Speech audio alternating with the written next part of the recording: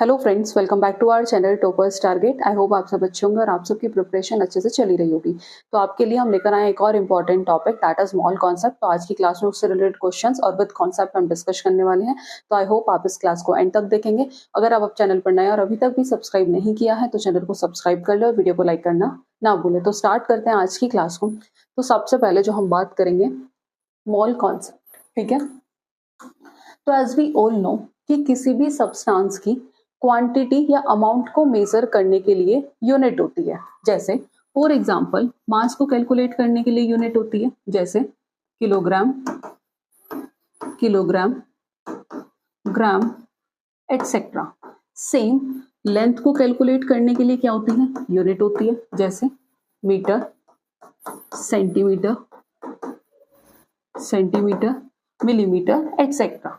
तो मास और लेंथ को कैलकुलेट करने के लिए क्या होती है, यूनिट होती है। सेम ऐसी नंबर को कैलकुलेट करने के लिए भी क्या होती है, यूनिट होती है। वो होती है 1 डजन इज इक्वल टू 12 एंटाइटिटीज या फिर आर्टिकल्स, ठीक है। तो नंबर को कैलकुलेट करने के लिए भी क्या होती है, यूनिट होती है। 1 डजन इज इक्वल टू 12 एंटाइटिटीज। तो 1 डजन भी क्या है, एक यूनिट है। Is that clear? तो किसी भी सब्सटेंस की क्वांटिटी या अमाउंट को मेजर करने के लिए क्या होती है, एक यूनिट होती है। तो मास और लेंथ को कैलकुलेट करने के लिए भी यूनिट होती है। सेम ऐसी नंबर को कैलकुलेट करने के लिए भी क्या होती है, यूनिट होती है। 1 डजन इज इक्वल्स टू 12 एंटाइटिटीज या फिर article. Is that clear? Article कुछ भी हो सकता है, पेन हो सकता है, पेंसिल हो सकते हैं, बट एटम, आयंस, मॉलिक्यूल्स नहीं हो सकते। Is that clear? आर्टिकल्स कुछ भी हो सकता है बस, बट जो एटम्स, आयंस, मॉलिक्यूल्स नहीं हो सकते। Is that clear? तो मास और लेंथ को कैलकुलेट करने की भी यूनिट है, नंबर को कैलकुलेट करने की भी यूनिट है, बट हमें किसके टर्म्स में बात करनी है, एटम, आयन और मॉलिक्यूल्स। तो हम नंबर को कैलकुलेट करने के लिए क्या यूज करते हैं, 1 डजन इज इक्वल टू 12 एंटाइटिटीज या फिर आर्टिकल। आर्टिकल कुछ भी हो सकता है लेकिन एटम, आयन और मॉलिक्यूल नहीं हो सकते। Is that clear? अगर बात करें किसकी, पार्टिकल्स की, ठीक है। पार्टिकल्स जैसे एटम, आयंस और मॉलिक्यूल्स। एटम, आयंस और मॉलिक्यूल्स, ठीक है। इनकी क्वांटिटी को मेजर करने के लिए, इनकी क्वांटिटी को मेजर करने के लिए हम क्या यूज करते हैं, हम यूज करते हैं मोल। क्या यूज करते हैं, मोल। Is that clear? कि इनकी पार्टिकल्स की क्वांटिटी को मेजर करने के लिए हम क्या यूज करते हैं, मोल। अब यहीं से आपके दिमाग में क्वेश्चन आया, ये मोल है क्या? तो मोल सिंपल आपको ध्यान रखना है, मोल कुछ नहीं है। मोल क्या है, मोल एक नंबर है। मोल क्या है, एक नंबर है। Is that clear? मोल क्या है, मोल एक नंबर है, ठीक है। कोई कंफ्यूजन यहां तक? मोल क्या है, एक नंबर है। जैसे नंबर ऑफ आर्टिकल्स को मेजर करने के लिए, नंबर ऑफ आर्टिकल्स मेजर करने के लिए भी क्या है, कुछ यूनिट्स हैं। कैसे? जैसे 1 score is equal to 1 score is equal to 1 gross is equals to 144। ऐसी मोल को कैलकुलेट करने के लिए क्या है, नंबर है। Is that clear? मोल को कैलकुलेट करने के लिए भी क्या है, नंबर है। तो सिंपल मोल क्या है, mole is a number. Like जैसे 1 dozen is equal to 12। Is that clear? 1 dozen is equals to 12, 1 score is equal to 12, 1 gross is equal to 144। तो सेम ऐसी मोल को कैलकुलेट करने के लिए भी क्या है, एक नंबर है। Is that clear? मोल को कैलकुलेट करने के लिए भी क्या है, एक नंबर है। और वी नो दैट वो क्या नंबर है, ये आप सबको पता है, ठीक है। 6.022 into 10 raised to power 23। we know that 1 mole is equal to 6.022 into 10 raised to power 23। और जो 6.022 into 10 raised to power 23 है, ये क्या है, ये एक नंबर है। ये क्या है, ये एक नंबर है। और इस नंबर को हम क्या कहते हैं, इसे कहते हैं एवोगैड्रो नंबर। क्या कहते हैं इसे, हम इसे कहते हैं एवोगैड्रो नंबर, जिसे हम रिप्रेजेंट किससे करते हैं, जिसे हम रिप्रेजेंट करते हैं Na से। जिसे हम किससे रिप्रेजेंट करते हैं, जिसे हम Na से रिप्रेजेंट करते हैं। जैसे अब बात करें एग्जाम्पल की, ठीक है। तो 1 मोल एप्पल, 1 मोल एप्पल का क्या मतलब है, 1 mole apple is equals to 6.022 into 10⁻23 apples. Is that clear? तो 1 मोल का मतलब होता है 6.022 इंटू 10⁻23 और 6.022 इंटू 10⁻23 ये क्या है, ये है Avogadro number. Is that clear? तो example 1 mole apple is equals to 6.022 into 10⁻23। अगर मैं कहूं 1 मोल पेन, तो मतलब पेन क्या है, that is 6.022 into 10⁻23 pen. Sir वहीं अगर मैं कहूं 2 मोल एप्पल, तो that is 2 into 6.022 into 10⁻23 apple, 6.022 into 10⁻23 apple. Is that clear? 1 mole of carbon atom, 1 mole of carbon atom, तो ये हो जाएगा 6.022 into 10⁻23 atoms of carbon. Is that clear? Same 5 mole of carbon atom, तो ये हो जाएगा 5 into 6.022 into 10⁻23 atoms of carbon. Is that clear? तो अब लिखेंगे हम मोल की डेफिनेशन। आई होप आपको मोल क्या है क्लियर हुआ होगा। ठीक है, अब बात करते हैं मोल की डेफिनेशन की। तो अगर इसकी डेफिनेशन की बात की जाए, सिंपल डेफिनेशन है, मोल क्या है, that is the amount of substance. Mole is the amount of substance that has a many species. Mole is the amount of substance that has many species,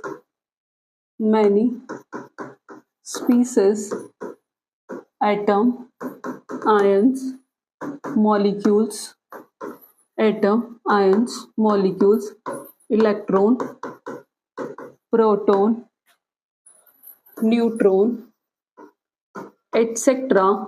Electron, proton, neutron, etc. as atom present in 12 gram of, as atoms present in 12 gram of, as atoms present in 12 grams of carbon 12 isotope. That is the definition of mole, and we know that 1 mole is equals to 6.022 into 10 raised to power 23 into 10 raised to power 23. Is that clear? So that is the definition of moles. So let's see, as we all know कि जो mass होता है, mass of one atom of carbon 12, mass of one atom of carbon 12 is equals to 1.99 into 10 raised to power minus 23 gram. 1.99 into 10 raised to power minus 23 gram of carbon 12 is equal to 1 atom. Is that clear? कि 1.99 into 10 raised to power minus 23 gram of carbon 12 किसके equal है, 1 atom के। तो 1 gram of carbon 12 is equals to 1 upon 1.99 into 10 raised to power minus 23 gram atoms. Is that clear? कि 1 upon 1.99 into 10 raised to power minus 23 atoms. अब बताना किसका है, 12 gram of carbon 12 is equals to 1 upon 1.99 into 10 raised to power minus 23 into 12, ये आ जाएगा 6.022 into 10 raised to power 23 atoms. कितने atoms है, 6.022 into 10 raised to power 23 atoms. Is that clear? उसके बाद कुछ टर्म्स इसमें यूजेस होती हैं, आप सबको पता होगा। लेट्स सी, एक तो होती है एटॉमिक मास, ये हमने डिस्कशन किया भी था। ठीक है, एक होता है atomic mass, atomic mass, molar mass, atomic mass, molar mass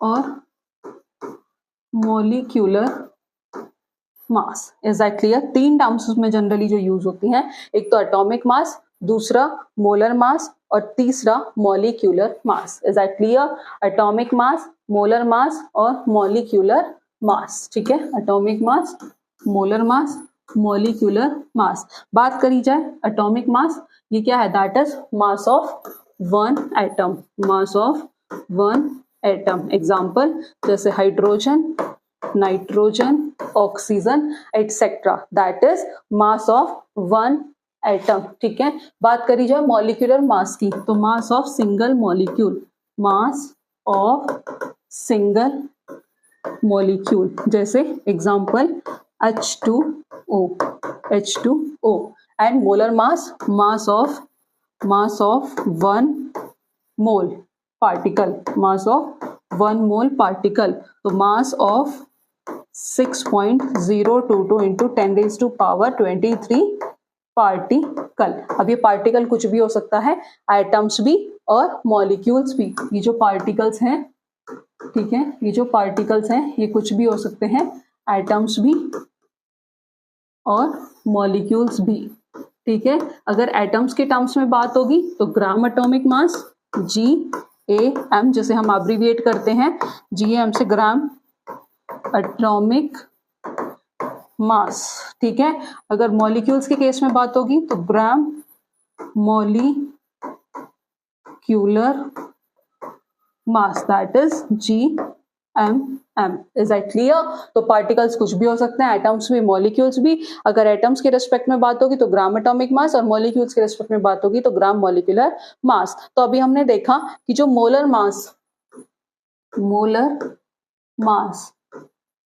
mass that is gram atomic mass, gram atomic मास, और gram molecular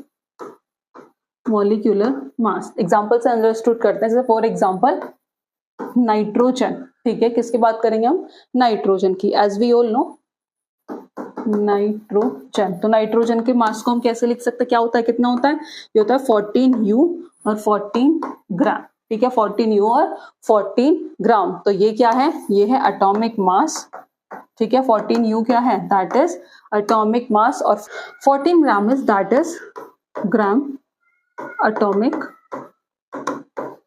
mass. Is that clear? तो 14U इज एटॉमिक मास, और ये हो जाएगा आपका 14 ग्राम is that is gram atomic मास। तो ये थे कुछ टर्म्स जो हम मोल कॉन्सेप्ट में यूज करते हैं। Is that clear?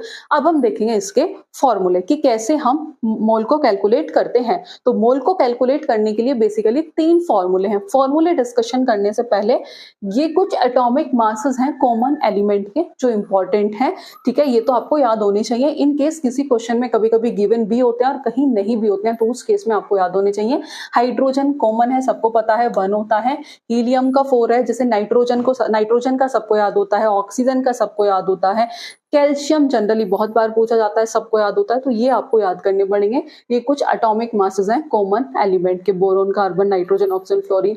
Sodium important है, मैग्नीशियम इंपॉर्टेंट है, एल्यूमिनियम इंपॉर्टेंट है, क्लोरीन इंपॉर्टेंट है, ठीक है, पोटेशियम इंपॉर्टेंट है, कैल्शियम इंपॉर्टेंट है। तो ये कुछ एटॉमिक मासेस है कॉमन एलिमेंट के। इसका आप स्क्रीनशॉट ले सकते हैं या फिर आप कहीं पे नोट कर सकते हैं। ये इंपॉर्टेंट चार्ट है, ठीक है। ये क्या है, एक इंपॉर्टेंट चार्ट है। चाहे मॉलिक्यूलर मास निकालना हो, ठीक है, उस केस में भी आपको ये चार्ट हेल्प करेगा। तो अब हम समझेंगे किसकी हेल्प से। अब हम बात करेंगे कैलकुलेशन ऑफ मोल की। मोल को कैलकुलेट करने के लिए बेसिकली हम 3 टाइप्स पढ़ेंगे कैलकुलेशन ऑफ मोल। तो जो सबसे पहला टाइप है वो है that is type first.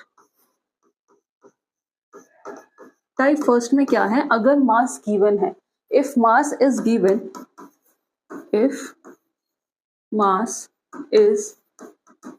Given, so number of moles is equal to given mass upon molar mass. Is that clear? कि if mass is given, so number of moles is equals to given mass upon molar mass. Is that clear? तो number of moles N is equals to W upon M. ठीक है, कि given mass upon molar mass. Is that clear? Given mass upon molar mass N is equals to W upon M. ठीक है, यहाँ पर that is given mass, और m is molar mass. तो ये किसके रेस्पेक्ट में था कि अगर मास गिवन है। अगर सेकेंड टाइप देखें, if number of particle is given, second is if number of particle is given. Particle कुछ भी हो सकता है, एटम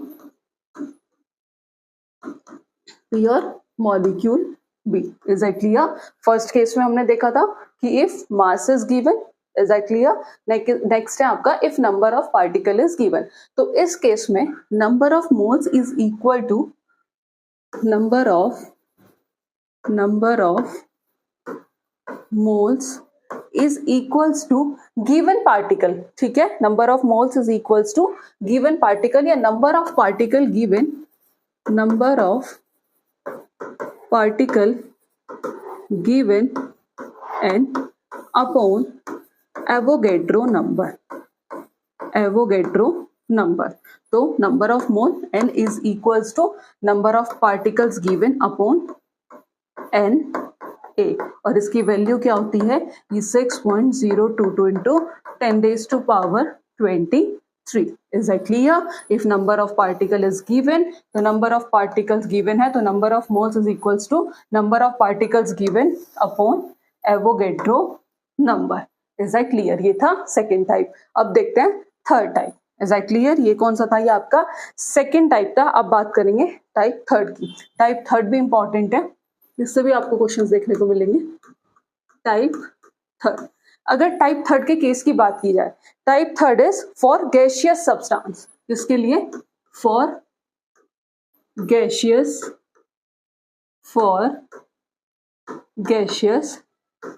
सब्सटेंस। ठीक है, फर्स्ट केस में हमने देखा था मास इज गिवन, दूसरे में देखा था number of particles is given, और थर्ड किसके लिए है, फॉर गैसियस सब्सटेंस। तो if volume of gas is given at, if volume of gas is given at STP and या फिर NTP, और STP as we all know that is standard temperature pressure,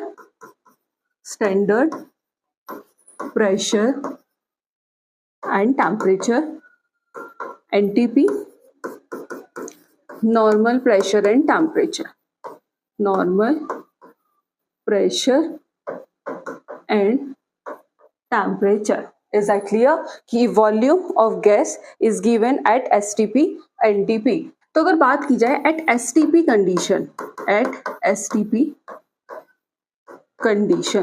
तो temperature is equal to 0 degree Celsius, temperature is equals to as we all know 273.15 Kelvin, और pressure is equals to 1 bar at STP condition। Is that clear? तो बात करें अगर हम at STP और NTP, तो जो 1 मोल होगा, 1 मोल ऑफ एनी गैस है, तो वो कितना होगा, 22.4 litre, that is 22.4 litre. Example से समझते हैं, 1 mole of H2, 1 mole of H2, तो ये कितना हो जाएगा, 1 mole of H2 that is 22.4 litre, 22.4 litre. Same 1 mole of CO2, ठीक है, ये भी कितना होगा, 22.4 लीटर। ठीक है, 1 mole of O2, 1 mole of O2, तो ये भी होगा 22.4 लीटर। तो 1 mole of any guys have that is 22.4 litre. Is that clear? और जो 22.4 लीटर है, इसे हम क्या कहते हैं, that is known as molar volume. 22.4 litre को हम कहते हैं that is known as molar volume, that is known as molar volume. तो 1 मोल किसी भी गैस के लिए कितना होगा, दैट इज 22.4 लीटर। तो इसका जो हम निकालेंगे, कैसे निकालेंगे, तो number of moles is equal to number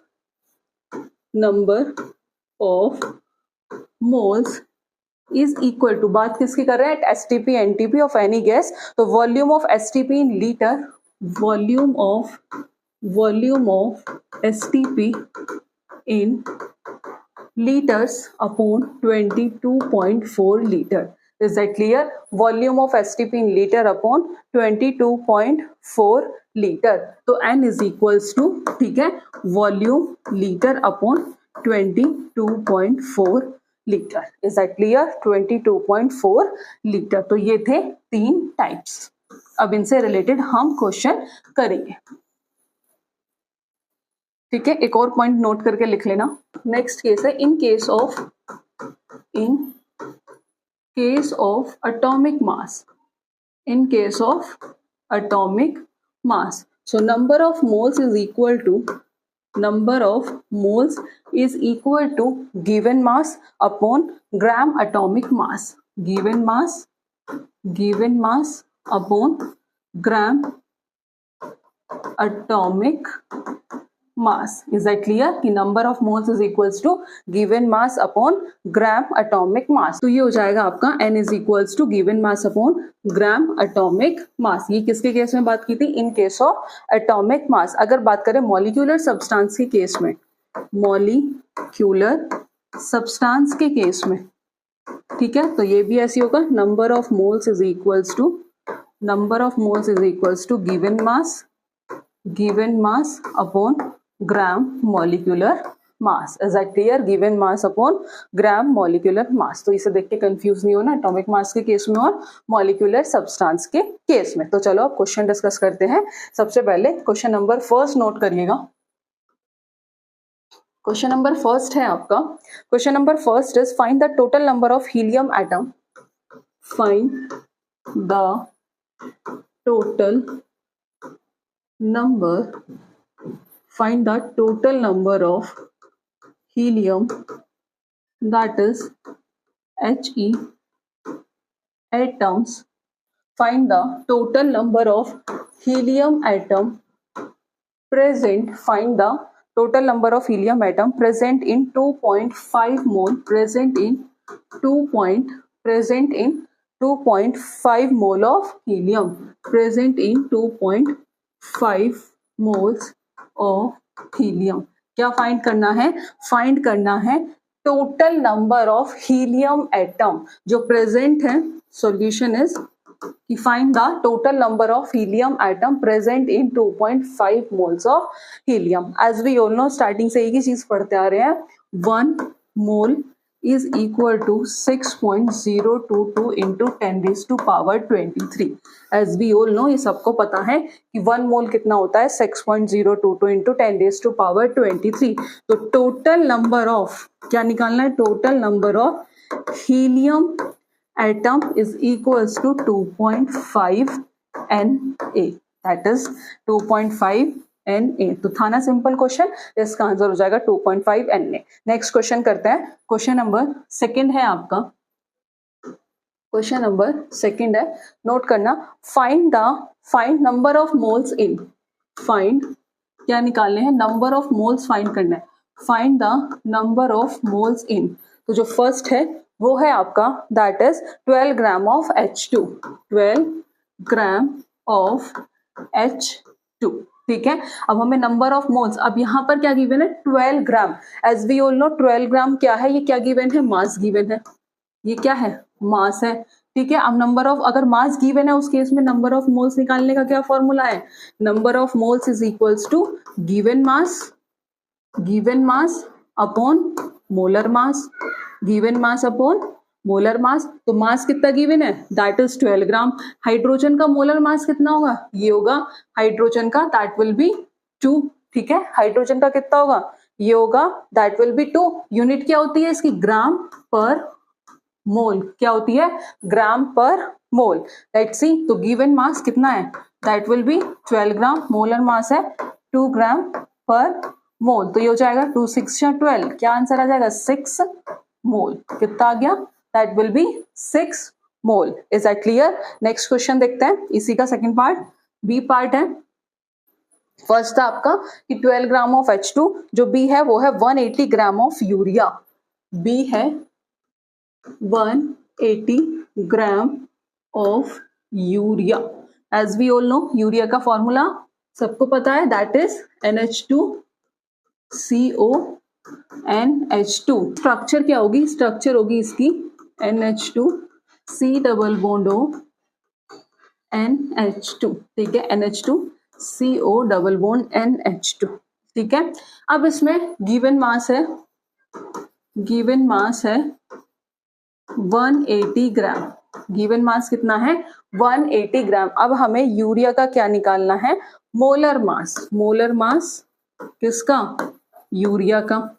urea का फॉर्मूला NH2CONH2 निकाल लो, ठीक है। नाइट्रोजन का मास कितना होता है 14, हाइड्रोजन का कितना होता है 1, कार्बन का कितना होता है 12, ऑक्सीजन का कितना होता है 16, ठीक है। नाइट्रोजन है, ठीक है, लिखो कितना है 14 plus 2 into 1 plus carbon 12 plus 16 plus nitrogen 14 plus 2 into 1, तो जाएगा 14 प्लस 2 प्लस इन दोनों को ऐड कर लो 6 7 8 और 1 2 प्लस 14 प्लस 2 1 जा 2, तो 14 15 16 प्लस 28 फिर से 16 और 16 और 16 कितना हो गया 32 और 32 और 8 कितना हो जाएगा 8 9 10 3 2 5 और 1 60, तो ये कितना आ गया 16 ग्राम पर मोल। तो यूरिया का मोलर मास कितना हो गया, दैट विल बी 60 ग्राम पर मोल। तो इसको कैसे निकाल लेंगे, number of moles. Number of moles कैसे फाइंड आउट कर लेंगे हम इसमें, तो number of moles is equal to number of moles is equals to given mass upon molar mass. Given mass कितना है 180 gram, that will be 180 gram, और molar mass कितना आया 60, 0 से 0 कट गया 6 3 18, तो 3 mole is the correct answer. Next question, ठीक है, 2 क्वेश्चन कर लिए। क्वेश्चन नंबर 3 है, इजी से शुरू कर रहे हैं, फिर थोड़े डिफिकल्ट क्वेश्चंस भी करेंगे। सेकंड नेक्स्ट क्वेश्चन है, calculate the molecular mass of ammonium sulphate. Calculate the molecular mass of ammonium sulphate. और अमोनियम सल्फेट का फॉर्मूला क्या होता है, calculate the molecular mass of ammonium sulphate, that is NH4 to SO4, ठीक है। अब आपको इसका मॉलिक्यूलर मास क्या करना है, कैलकुलेट करना है। तो नाइट्रोजन का एटॉमिक मास होता है 40, हाइड्रोजन का कितना होता है 1, सल्फर का होता है 32 और ऑक्सीजन का होता है 16। कर लो कैलकुलेट, ये 2 है, ठीक है। नाइट्रोजन कितना 14 प्लस 4 इंटू 1, ठीक है, 4 इंटू 1, इज दैट क्लियर। फिर सल्फर का कितना है प्लस 32 प्लस 4 इंटू 16, ठीक है, ये हो जाएगा 2 14 प्लस 4 1 जा 4 प्लस 32 16 4 जा कितना हो जाएगा 16 4 जा 64, इज दैट क्लियर। तो ये हो जाएगा 2 14 और 4 4 4 8 और ये हो जाएगा 18 प्लस 32 प्लस 64 8 2 जा 16 2 1 जा 2 और एक 3, ये हो जाएगा 36 प्लस 32 प्लस 64, और इसे कैलकुलेट करने के बाद जो वैल्यू आएगी वो आएगी 132। तो अमोनियम सल्फेट का मॉलिक्यूलर मास कितना हो गया, that will B 132, is that clear. Next question, question number 4, let's see. Question number 4 है आपका, calculate the mass of 6.022 into 10 raised to power 23 molecules of calcium carbonate। क्या करना है, मास कैलकुलेट करना है, ठीक है। नंबर ऑफ मॉलिक्यूल्स गिवन है, that is 6.022 into 10 raised to power 23 molecules of calcium carbonate। तो सबसे पहले जब हमें क्या गिवन है, यहाँ पर नंबर ऑफ मॉलिक्यूल्स गिवन है, उस केस में हम सबसे पहले कैल्शियम कार्बोनेट का मॉलिक्यूलर मास निकालेंगे। क्या निकालेंगे, molecular mass of calcium carbonate, that will B CaCO3। Calcium का एटॉमिक मास 40, सबको बोला था एटॉमिक मास याद होने चाहिए। कार्बन का होता है 12 और ऑक्सीजन का होता है 16, इज दैट क्लियर। 40 12 और 16, तो सिंपल 40 प्लस 12 प्लस 3 इंटू 16, ठीक है। 40 प्लस 12 प्लस 16 टू 3 जा 16 3 जा, दैट विल बी 48, ठीक है। 16 3 जा 48, तो ये आ जाएगा आपका 8 9 10 4 5 6 7 8 9 10, ये आ गया 100 ग्राम। कितना आ गया, ये आ गया आपका 100 ग्राम। Is that clear? अब नंबर ऑफ मॉलिक्यूल्स गिवन है तो हम निकालेंगे number of moles of CaCO3। Number of molecules given है तो ये हो जाएगा 6 पॉइंट, ठीक है, number of molecules upon Na। तो नंबर ऑफ मॉलिक्यूल्स गिवन है 6.022 इंटू 10⁻23 और ये भी है 6.022 इंटू 10⁻23। तो इस केस में जो नंबर ऑफ मोल्स होंगे, number of moles of calcium carbonate, तो ये कितना आ जाएगा? ये आ गया आपका 1 मोल। कितना आ गया? 1 मोल। हमें क्या कैलकुलेट करना है? मास कैलकुलेट करना है। क्या कैलकुलेट करना है? कैलकुलेट करना है यहाँ पर मास कैलकुलेट करना है। तो mass of CaCO3, mass of CaCO3 is equal to mass of CaCO3। तो ये हो जाएगा आपका number of moles into molecular mass. तो नंबर ऑफ मोल्स कितना आ गए? That will be 1 mole. और मॉलिक्यूलर मास कितना था? ये था आपका 100 ग्राम। तो ये कितना आ जाएगा? 100। क्या आंसर होगा इसका? जो हमने मास कैलकुलेट किया तो आंसर होगा इसका 100 ग्राम। क्या आंसर होगा इसका? 100 ग्राम। Is that clear? तो सबसे पहले हमने कैल्शियम कार्बोनेट का मॉलिक्यूलर मास निकाला, फिर वहां से नंबर ऑफ मोल्स निकाला, वहां से फिर मास CaCO3 का क्या कर लिया?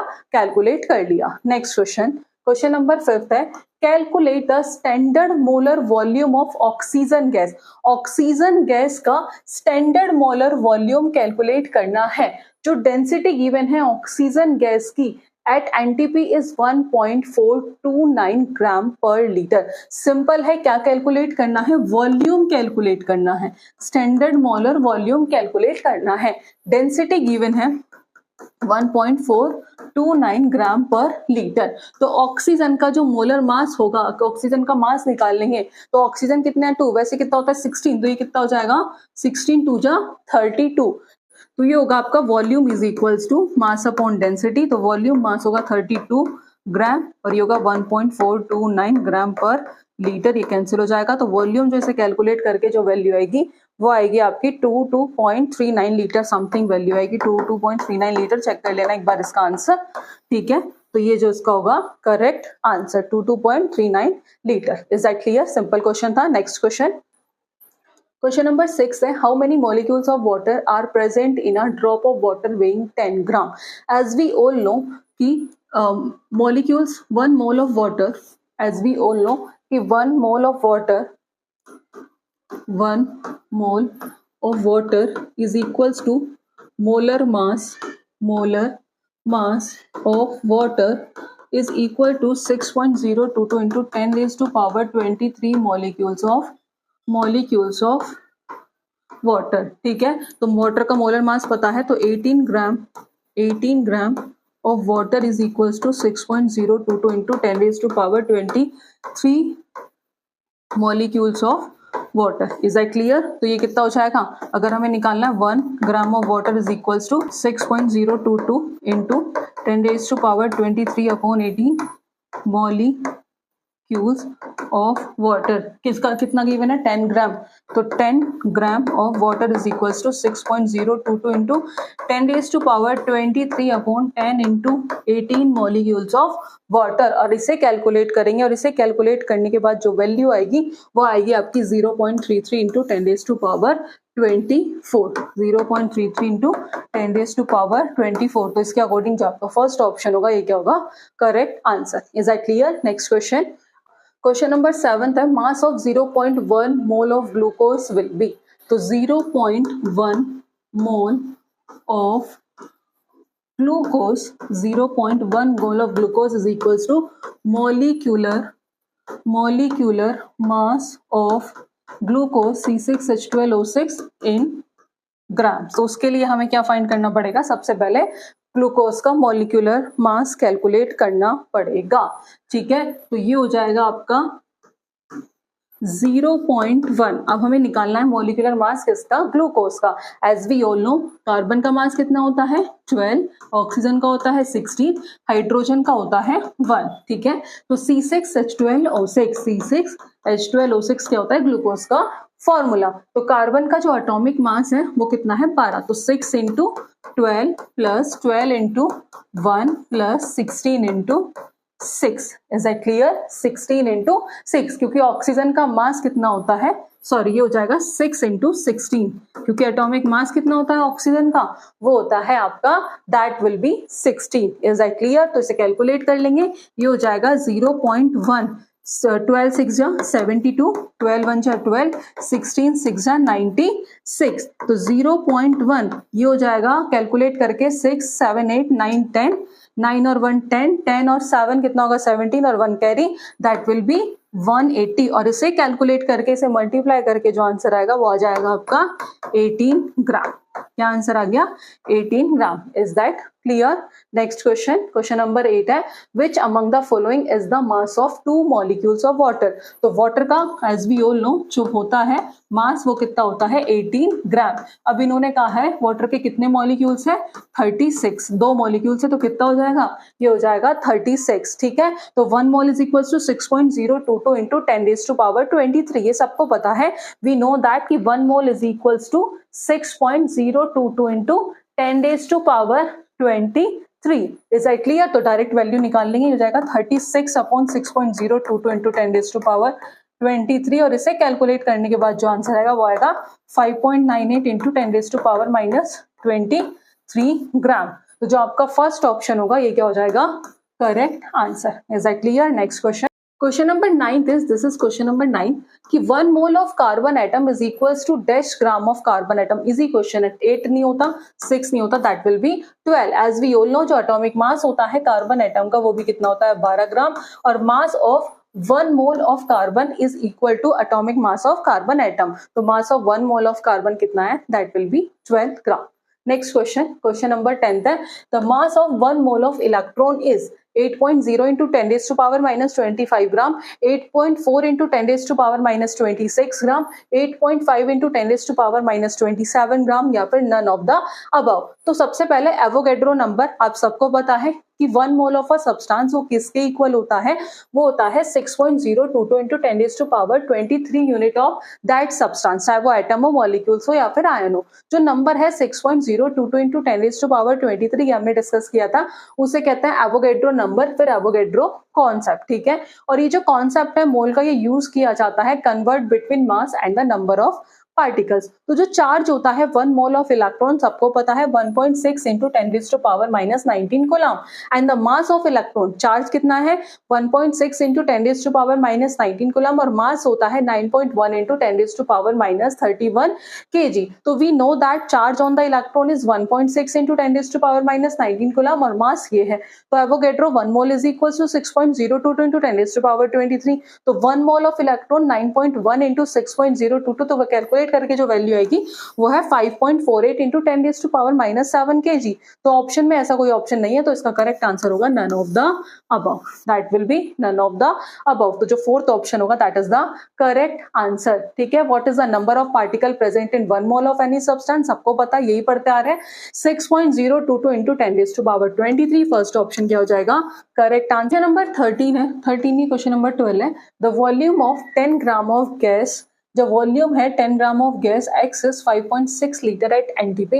What is the molecular weight of x, molecular weight क्या होगा एक्स का. तो इसमें मास गिवन है सब्सटेंस का, वो कितना है 10 ग्राम. ठीक है, वॉल्यूम भी गिवन है दैट इज 5.6 लीटर. वॉल्यूम कितना है 5.6 litre. Is that clear? And after that इसमें हमें प्रेशर 1 atm, प्रेशर 1 atm, तो मास गिवन है, वॉल्यूम गिवन है, प्रेशर गिवन है, temperature as we all know that is 298 kelvin. और इसका हमने एक मैथमेटिकली एवोगैड्रो लॉ भी पढ़ा था, W is equal to directly proportional V के होता है KV W1 upon V1 W2 upon V2. यही हम इसमें यूज करेंगे, W upon V1 is equal to W2 upon V2. हमें क्या निकालना था, मॉलिक्यूलर वेट निकालना था किसका, X का. Is that clear? तो W1 ठीक है, मास गिवन है दैट विल बी 10, इसका वॉल्यूम है 5.6, W2 हमें फाइंड आउट करना है, वॉल्यूम इसका होगा that is 22.4 litre. Is that clear? 22.4 litre. और इसका वेट जो हम कैलकुलेट करेंगे ये आएगा that will B 40, that will B 40. तो जो आपका सेकेंड ऑप्शन होगा ये क्या हो गया, करेक्ट आंसर। तो ये थे कुछ क्वेश्चंस विद कॉन्सेप्ट जो हमने आज की क्लास में डिस्कस किया है। इससे रिलेटेड क्वेश्चन हम नेक्स्ट वीडियो में भी लेकर आएंगे। तो आई होप आपको आज का सेशन पसंद आया होगा। फर्दर ऐसी क्लास के लिए आप हमारे चैनल से जुड़े रहिएगा। आज की क्लास में इतना ही, मिलते हैं नेक्स्ट क्लास में नेक्स्ट टॉपिक के साथ। Thank you.